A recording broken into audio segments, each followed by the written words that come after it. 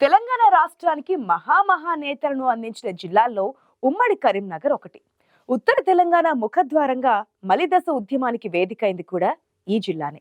అధికారంలోకి వచ్చే పార్టీలకు అత్యధిక సీట్లను అందించేది కరీంనగరే. అంతటి పేరు ప్రఖ్యాతులున్న కరీంనగర్ జిల్లాకు ఇప్పుడు కొత్త కష్టాలొచ్చాయట. ఏంటా కష్టాలు? ఏంటి వాటి వెనుకున్న లోగుట్టు? Let's watch.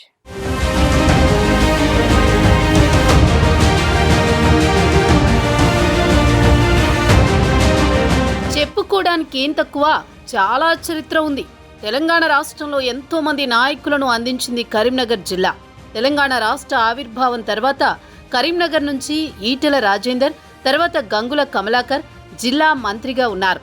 కానీ ఇప్పుడు కాంగ్రెస్ అధికారంలోకి వచ్చాక పరిస్థితులు పూర్తిగా మారిపోయాయట. కరీంనగర్ జిల్లాలో చొప్పదండి నుంచి మేడిపల్లి సత్యం, మానకొండూరు నుంచి కవంపల్లి సత్యనారాయణ ఇద్దరు కాంగ్రెస్ ఎమ్మెల్యేలు, హుజురాబాద్ నుంచి పాడి కౌశిక్ రెడ్డి, కరీంనగర్ నుంచి గంగుల కమలాకర్ బీఆర్ఎస్ నుంచి ప్రాతినిధ్యం వహిస్తున్నారు. కాంగ్రెస్ నుంచి సీనియర్ నేతలు ఎవరూ లేకపోవడంతో ఈసారి మంత్రి లేని జిల్లాగా మిగిలిపోయింది కరీంనగర్.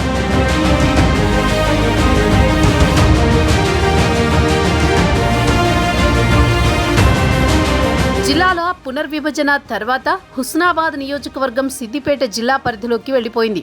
కరీంనగర్ నుంచి గతంలో ఎంపీగా గెలిచిన పొన్నం ప్రభాకర్ ఈసారి హుస్నాబాద్ నుంచి గెలిచారు, మంత్రి అయ్యారు. ఆయనే కరీంనగర్కి ఇన్ఛార్జి మంత్రిగా ఉండి సంవత్సరం గడుస్తున్న సొంత జిల్లాకు ప్రత్యేక నిధులు తేలేకపోయారన్న చర్చ జిల్లాలో నడుస్తోంది. దశాబ్ద కాలంగా కరీంనగర్కి మంత్రులుగా ఉన్న ఈటెల రాజేందర్, గంగుల కమలాకర్ హయాంలో నిధుల వరద పారింది. వీటికి తోడుగా కరీంనగర్కు స్మార్ట్ సిటీ హోదా రావడం, అప్పటి బీఆర్ఎస్ ప్రభుత్వం స్మార్ట్ సిటీ నిధులకు సమానంగా నిధులు విడుదల చేయడంతో కరీంనగర్ మోడల్ సిటీగా అభివృద్ధి చెందింది. లోయర్ మానేరు డ్యాం, రాష్ట్రంలోని 2వ సస్పెన్షన్ బ్రిడ్జి నిర్మాణం, ఆ ప్రాంగణంలో నిర్మించిన ఐటీ టవర్ కరీంనగర్కే తలమానికంగా మారాయి.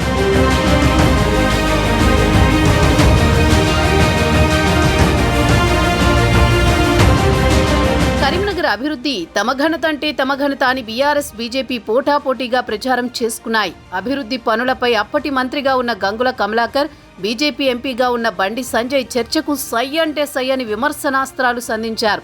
విమర్శ ప్రతి విమర్శలు ఎలా ఉన్నా ఎక్కడా అభివృద్ధి పనులు ఆగలేదు.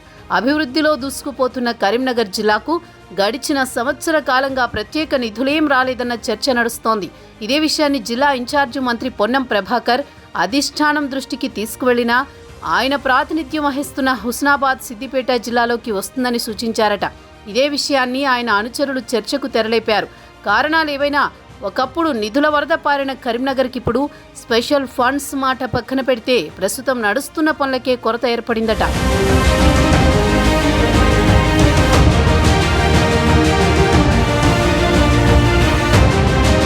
జిల్లా ఇన్ఛార్జి మంత్రిగా ఉన్న పొన్నం ప్రభాకర్ కరీంనగర్ పర్యటనలో ఇచ్చిన హామీలు అమలుకు నోచుకోకపోవడం, ప్రస్తుతం జరుగుతున్న పనులకు నిధుల కొరతపై ప్రతిపక్షాలు సోషల్ మీడియా వేదికగా అటాక్ చేస్తూనే ఉన్నాయి.